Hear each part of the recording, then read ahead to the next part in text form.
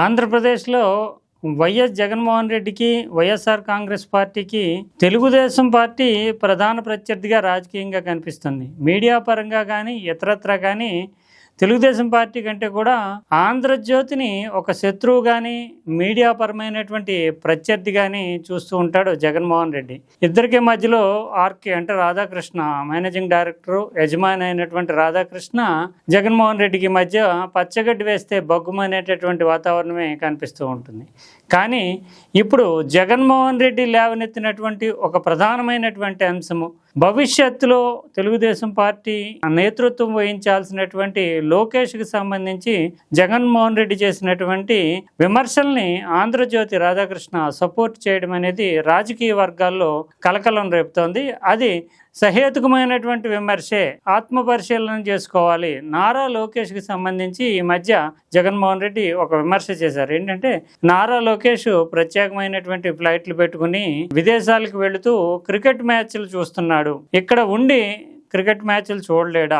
సరదాలకి, సంతోషాలకి, జల్సాలకి మంత్రిగా ఆయన తన సమయాన్ని వెచ్చించడము, తర్వాత డబ్బులు వినియోగించడం అనేది ఎంతవరకు సమంజసం అనేది జగన్మోహన్ రెడ్డి లేవనెత్తినటువంటి ప్రశ్న. దానికి ప్రధానమైనటువంటి కారణము ఇటీవల కాలంలో, ఈ మధ్యకాలంలో నారా లోకేష్ దుబాయ్లో కావచ్చు, ముంబైలో కావచ్చు, ఇటీవల కొలంబోలో కావచ్చు క్రికెట్ మ్యాచ్లు జరిగినప్పుడు అక్కడికి వెళ్ళి ఆ మ్యాచ్లని తిలకించడం అనేది జరుగుతుంది. దీంట్లో మీద ప్రతిపక్ష నాయకుడిగా జగన్మోహన్ రెడ్డి తీవ్రమైన విమర్శలు చేశారు. క్రికెట్ పట్ల అందరికీ ఆనందం, ఆసక్తి ఉండొచ్చు, తాను కూడా టీవీలో చూస్తున్నాను, కానీ లోకేష్ మాత్రము ఫ్లైట్ పెట్టుకుని వెళ్ళిపోతున్నారు అంటూ ఆయన విమర్శ చేశారు. దీనిని రాధాకృష్ణ సపోర్ట్ చేశారు. ఎందుకు అంటే, ఆయన తన ప్రత్యేకమైనటువంటి కాలంలోనే సపోర్ట్ చేస్తూ జగన్మోహన్ రెడ్డి అన్నాడని కాదు, కానీ నారా లోకేష్ ఒకసారి ఆత్మ పరిశీలన చేసుకోవాలి, రాజకీయాల్లో పైకి ఎదగాలనుకుంటున్నటువంటి వ్యక్తి, అందులోని భవిష్యత్తులో తెలుగుదేశాన్ని లీడ్ చేయాలనుకుంటున్నటువంటి వ్యక్తి కొన్ని సరదాలని, సంతోషాలని, అలవాట్లని మానేసుకోవాల్సి ఉంటుంది, త్యాగం చేయాలి. త్యాగం చేసినప్పుడే నాయకుడు పూర్తి స్థాయిలో రాజకీయాలకు టైంను కేటాయించగలుగుతాడు.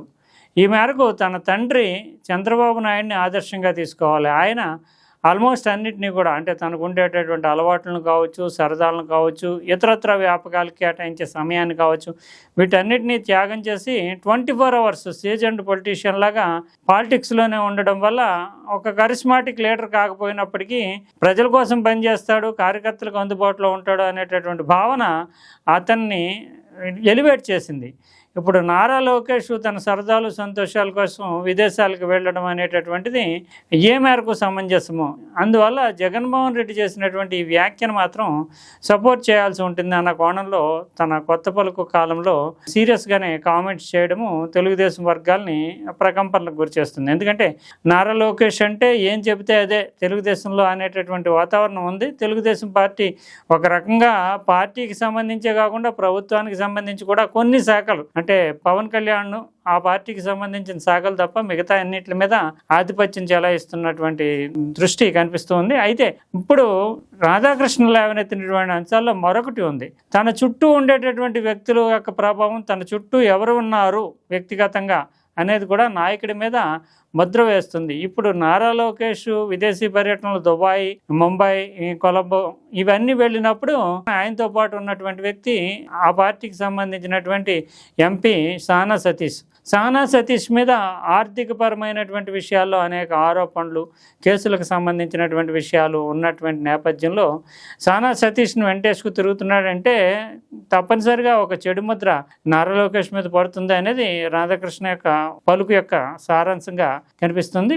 సానా సతీష్ని ప్రతి చోటికి తీసుకెళ్ళడం అనేటటువంటి దాన్ని రాధాకృష్ణ ప్రశ్నించారు. గతం నుంచి, అంటే నిజానికి సానా సతీష్కి అంటే చాలామంది సీనియర్లు తెలుగుదేశంలో ఉన్నప్పటికీ ఎంపీ టికెట్ ఇవ్వడం అనే దానిపైనే తెలుగుదేశంలో అంతర్గతంగా పెద్ద ఎత్తున దుమారం చెలరేగింది.